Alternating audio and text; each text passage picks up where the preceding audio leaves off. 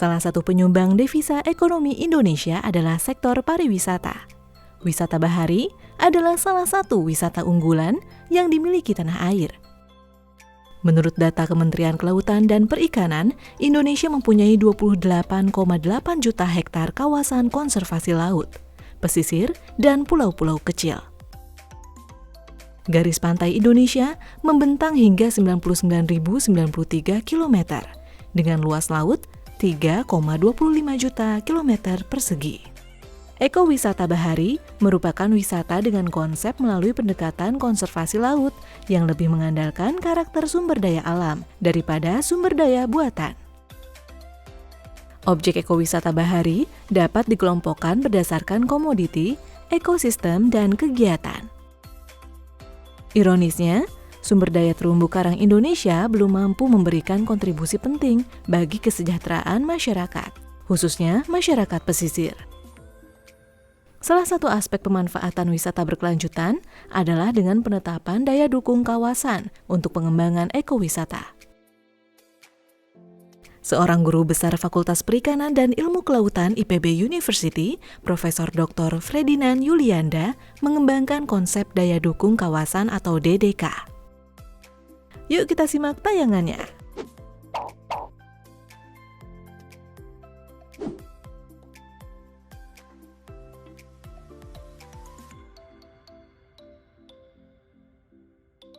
Terumbu karang Indonesia merupakan salah satu potensi karang di dunia, terletak pada segitiga koral dunia dengan 586 spesies yang ada di dunia dari 750, tersebar dari Sabang sampai Merauke seluas 2,5 juta hektar dengan kondisi berdasarkan tutupan karang itu 28,8 kondisinya baik, sangat baik sekali.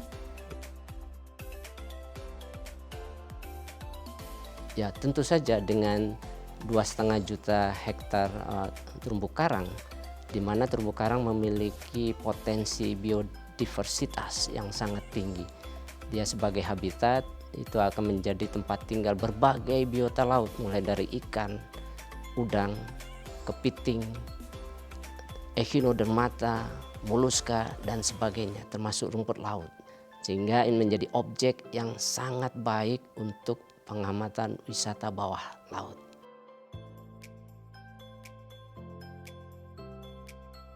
Ya tentu saja, karena terumbu karang adalah sumber daya yang sangat rentan. Kenapa rentan? Mudah rusak tapi tumbuhnya lambat. Sehingga ini sangat menjadi penting untuk memperhatikan pemanfaatan terumbu karang itu tidak melakukan kerusakan terhadap terumbu karang. Ya, setiap pemanfaatan berpotensi untuk melakukan kerusakan. Nah, salah satu upaya kita pemanfaatan itu tidak menimbulkan kerusakan yang merugikan potensi sumber daya alam adalah kita membatasi sesuai dengan kemampuan alam untuk recovery. Itu yang kita sebut dengan daya dukung. Sehingga ketika dimanfaatkan, kerusakan sumber daya yang ditolerir oleh alam itu akan mampu melakukan recovery kembali. Sehingga sumber daya alam itu tetap sustain.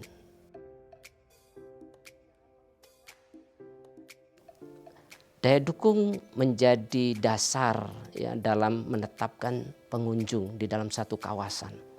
Karena pengunjung salah satu faktor yang dapat menimbulkan kerusakan pada terumbu karang.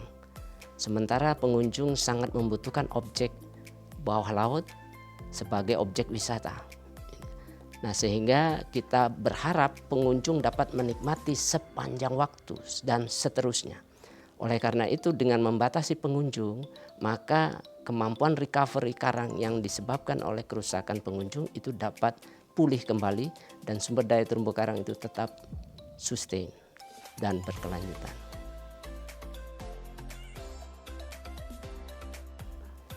Hampir seluruh kawasan taman nasional, taman wisata alam laut maupun kawasan konservasi laut itu sebenarnya sudah menerapkan pengembangan ekowisata bahari yang mengandalkan terumbu karang sebagai objek utama di dalam kegiatan diving, menyelam, dan snorkeling ini.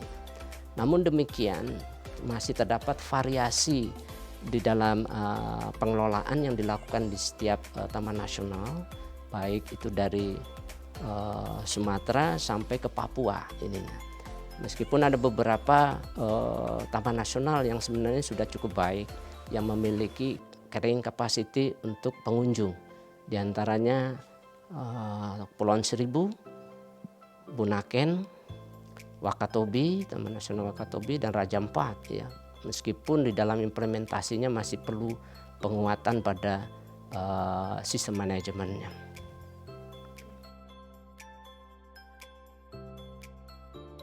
Potensinya sangat tinggi ya.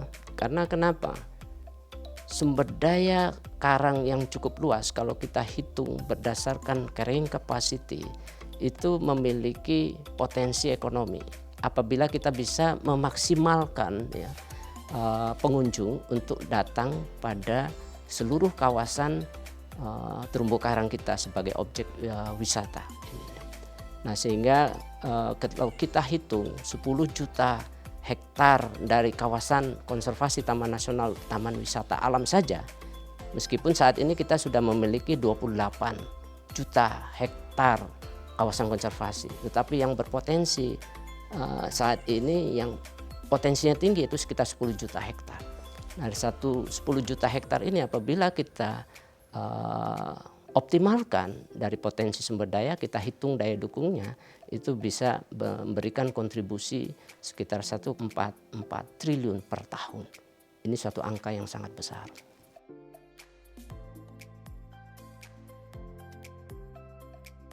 Ya, harapannya ekowisata bahari ini menjadi suatu andalan sektor jasa lingkungan dan merupakan sumber pendapatan negara yang dapat kita andalkan.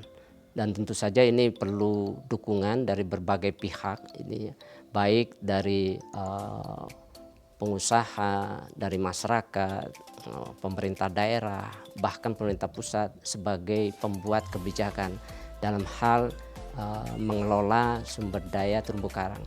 Karena sumber daya terumbu karang itu sangat rentan dan sensitif terhadap kegiatan-kegiatan di luar ekowisata bahari, termasuk dari sektor industri pertambangan, pemukiman, transportasi, dan sebagainya.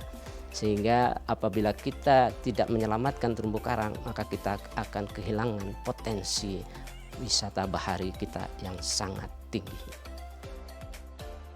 Indonesia mempunyai potensi yang besar untuk menjadi tujuan wisata bahari terbesar di dunia. Ekowisata juga memiliki misi untuk merubah perilaku pengunjung dan menimbulkan atau meningkatkan kepedulian terhadap kehidupan ekosistem terumbu karang untuk mendorong ekonomi wisata bahari yang berkelanjutan. Peran serta semua pihak sangat diperlukan sehingga masyarakat, khususnya wilayah pesisir, bisa sejahtera dan mandiri. Terima kasih telah menyaksikan tayangan ini. Jangan lupa like, komen, subscribe, share, dan nyalakan notifikasinya supaya kamu gak ketinggalan tayangan terbaru dari IPB TV.